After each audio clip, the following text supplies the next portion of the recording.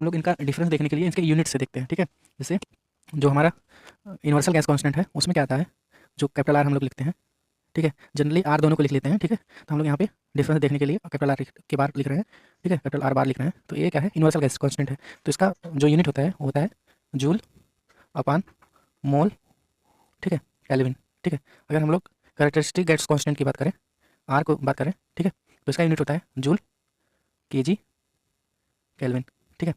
जैसे हम यहाँ पे देखो, अब देखिए यहाँ पे हमने दो इक्वेशन लिखा। जैसे क्या लिखा, फी भी equal to m R T, ठीक है।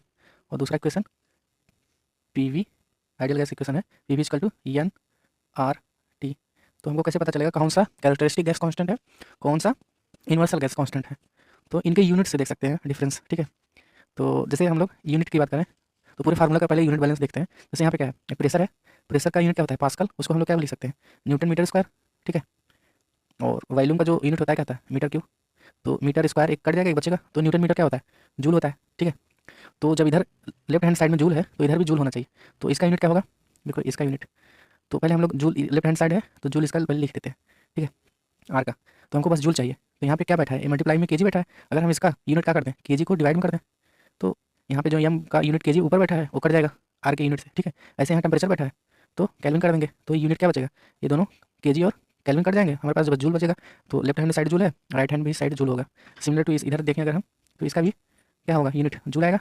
तो यहाँ भी जूल, आर का यूनिट क्या होगा, अगर हम लोग यहाँ पे जूल लिख दें और हमको चाहिए लेफ्ट हैंड साइड में जूल है तो इधर भी जूल चाहिए, ठीक है। तो ए वाला जो एन है, एन क्या है, मोल है, मोल तो डिवाइड करना पड़ेगा, मोल आ जाएगा डिवाइड में इंटू ये टेम्परेचर केल्विन आ जाएगा, ठीक है।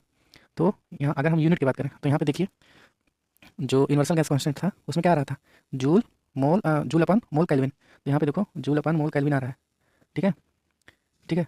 तो जूल अपन मोल केल्विन यहाँ पे आ रहा है, तो ये कौन सा आर हुआ, ये हुआ यूनिवर्सल गैस कांस्टेंट, ठीक है।